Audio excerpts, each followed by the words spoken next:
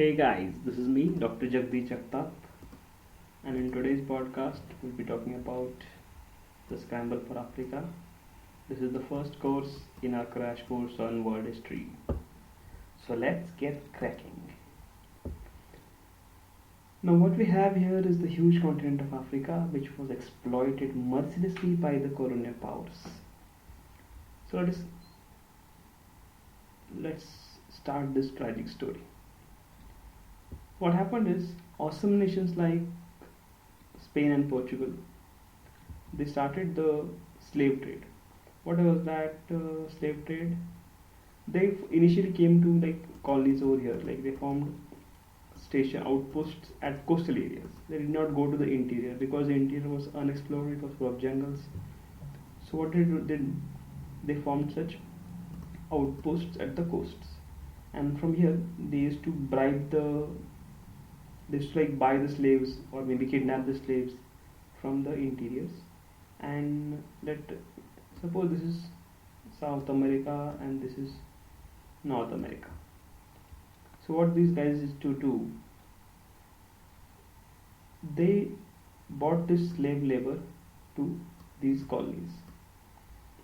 Now you might say, why did they bring slaves from Africa to America? Because America had some native people also, right? The Red Indians and all. So what was the need for the Spanish people to get slaves from Africa? The first thing was that they exploited these Native Americans so much in the copper mines and all that their population decreased. That was the first cause. Secondly, these uh, Europeans, along with them, they got the European diseases, and these Native Americans were not able to develop immunity to those diseases. So that was the second reason why their population decreased. Third, they could have just employed white labor, but what happened was the work was so heavy and so demanding that the white laborers ran away and mingled in society. So they were like you couldn't distinguish them. So this is why the Spanish decided to import slaves from Africa to America. They overcame all the three problems. That is, they could be easily identified if they ran away, they were immune to many diseases, and they were sturdy workers. So that is why they got them from here to here, and they shifted them to North America also to work on plantations of plantations of cotton, indigo, rice, and in South America it was sugar. So it was sugar over here, and it was cotton over here. So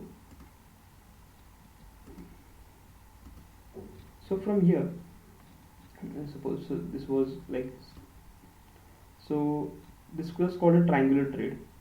So what they did was they from here Americas to the Europe, they transferred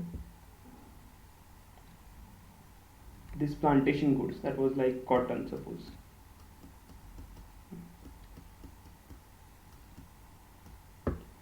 And from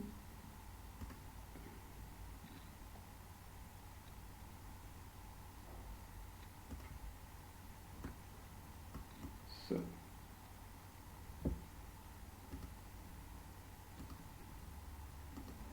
so you can see this. So this was called as the famous triangular trade. From the Americas they got the cotton and the plantation goods. From Europe to Africa they sent manufactured goods like guns, luxury items, and in return of this manufactured goods they got slaves, and these slaves were taken to North Americas or the Americas and exchanged for these produce. So this was the triangular trade. This went on till 1850. Later on the trade stopped because slavery was banned in most of the European countries. By 1850 it was banned in all European countries, and there were some material reasons also, because the slave population in America had increased and they used to beget their own children, and those children worked in slavery. So there was no need for slave trade as such. That was the first thing. Secondly, the investments in Europe had started shifting from plantations towards the industries.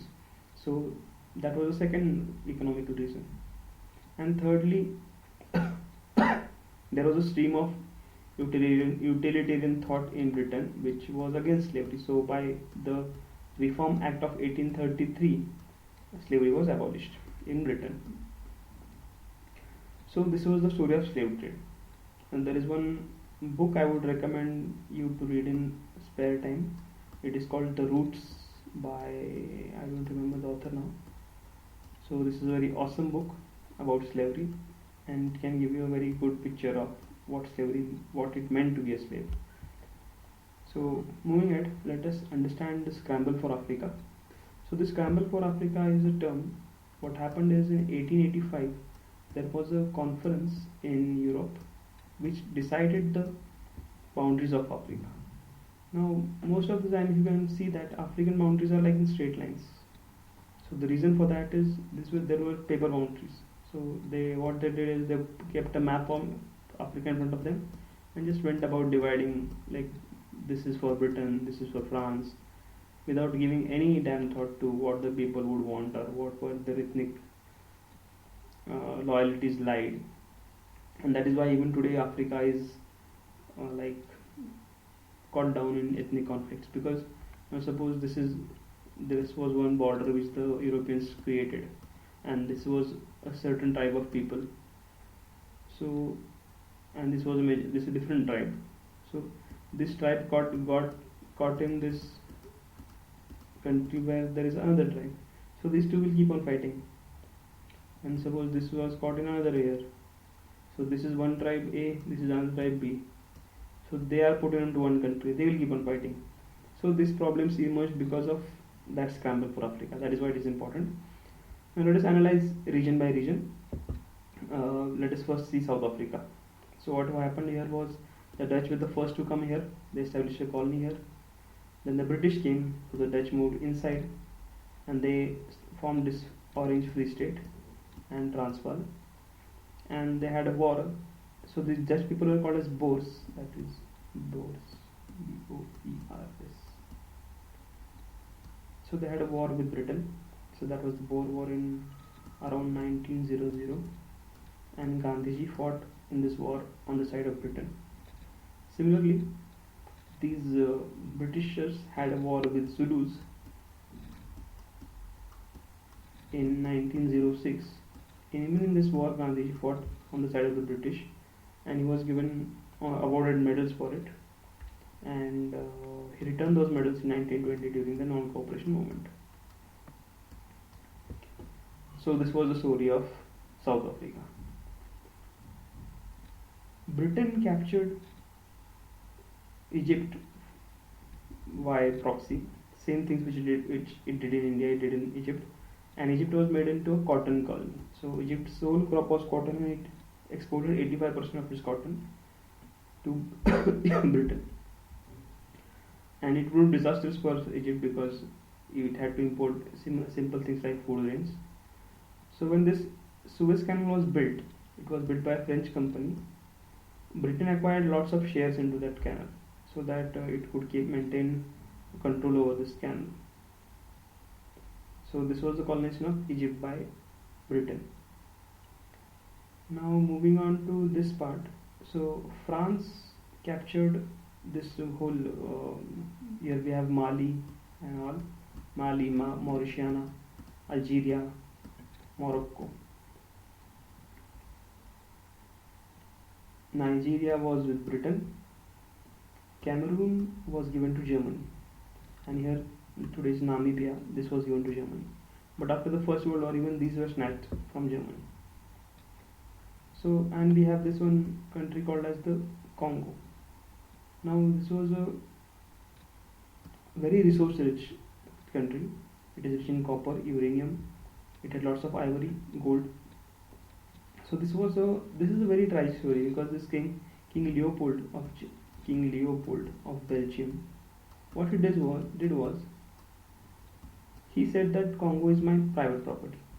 He sent his own private army. They used to import ivory from there, and during his regime, the population of Congo went from 20 million to 8 million.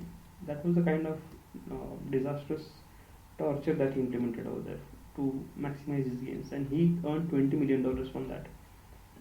It was so appalling that even the British citizens, even his own citizens, even his own government uh, protested and finally had to give control of Belgian Congo to the Belgian government. Here, then we have French Congo. Here there was a fellow called as De Brazza. He was a Frenchman, De Brazza. What he did was he used to go to the African chiefs and give them a piece of paper, and he used to make them to put a anguta over there, just like in the movies, and they used to write whatever he wanted to them. And ultimately he came, siphoned off the entire French Congo from those African chiefs, and it was occupied by France. For Belgian Congo, this job was done by Stanley.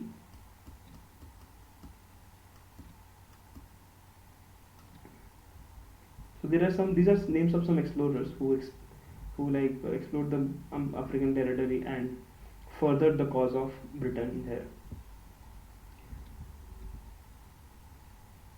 So there are only two exceptions in this whole continent which remained free. One is Ethiopia, which fought off the invasion by Italy. Now, Italy invaded Ethiopia twice. First time it invaded around 1896. Yeah, that time, that Battle of Adwa, this is the Adwa. Battle of Adwa was fought, in which Ethiopia defeated Italy with the help of French ammunition. So, and during the Second World War, again Italy invaded Ethiopia. That time it somehow defeated Ethiopia and controlled it for some years. So this was one free state. Another free state was Liberia. It is somewhere here. Liberia. So Liberia was Liberia was founded by free slaves from USA and was under some kind of nominal control from USA also. So these are the two free states. Otherwise we can see Rhodesia, that is today's Zimbabwe. These all red colored are under British occupation. France had all this blue occupation. And then German colonies were taken away during the First World War, and that was the bone of contention which led to resentment in Germany. So this is the story of the unfortunate scramble for Africa. If you want some more clarification, please write in the comments. Thank you. Have an awesome day.